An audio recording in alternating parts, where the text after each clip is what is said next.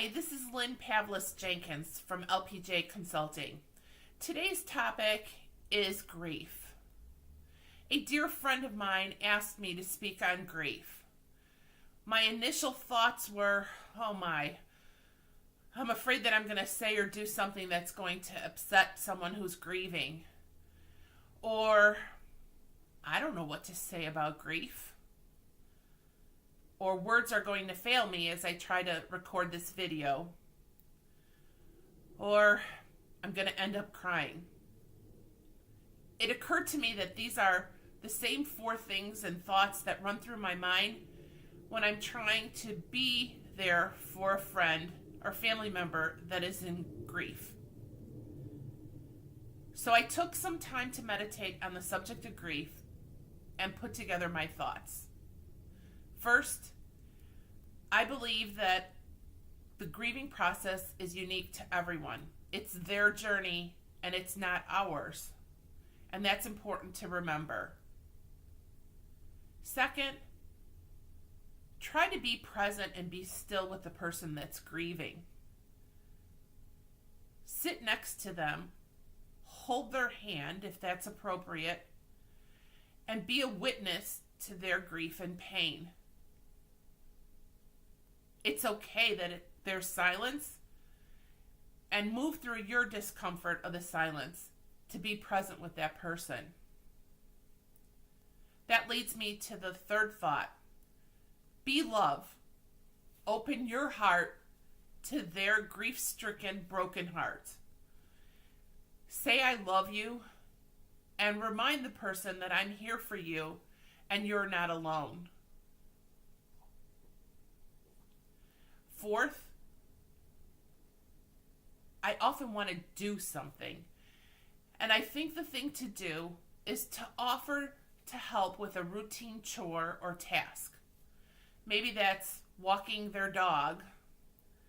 Maybe it's cooking small meals that are easily freezable versus baking that big lasagna pan, which several neighbors are probably bringing over. Or maybe it's offering to pick up their children from school. Whatever it is that they need help with, make sure you're just consistent and you show up and you do it. My other thought is kind of the opposite, and it's don't offer ways to fix or make the grief better. It's just not possible to do that. The next thought is tough for me to talk about. And I'll call it be on suicide watch or alert. I had a friend who committed suicide because the grief was just too much. And I think about the signs. I didn't hear from her. I'd call, she wouldn't pick up. I talked to other mutual friends, and nobody had seen her or heard from her. And in hindsight, I wish I had shown up on her doorstep and stayed there until she let me in. So be on the watch with your friends. You know them, and you know what signs might indicate that they're contemplating suicide.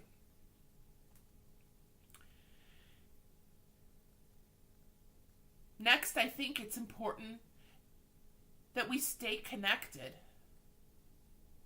Don't give up on a person. Continue to call, continue to visit. Months later, that's when so many people think the person should be over their grief. Maybe not send flowers initially, but save that for several months later. It might brighten up their day. It might make them think of the person that they've lost. It's really about striking a balance between respecting their boundaries on one hand and not leaving the person alone.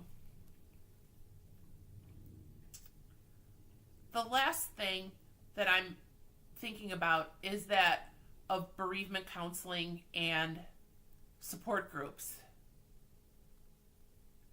I think months and even years later, the grief can still remain overwhelming. Maybe it's time to ask a friend if they would like to seek out counseling or join a support group. While this can be, and I believe, incredibly beneficial to someone, you need to respect where they're at and what their answer is. If it's no, respect that and continue to give them time and watch over. If they say yes, maybe offer to drive them or even go to the support group with them. I know that many friends have said it's hard to take that initial step and it's hard to go to a support group alone. I want to thank my friend for asking me to speak on grief because I think the holidays can be an especially difficult time for those of us that are grieving. We miss the person that's no longer with us. We can feel abandoned and we can feel alone. And we need to remember to be kind to ourselves or be kind to the people that we love that are grieving. If possible, ask for what you need. Or if you're the support person, remember to ask them what they need. And finally, remember that you are not alone, that there are family and friends that love you and are there for you to lean on.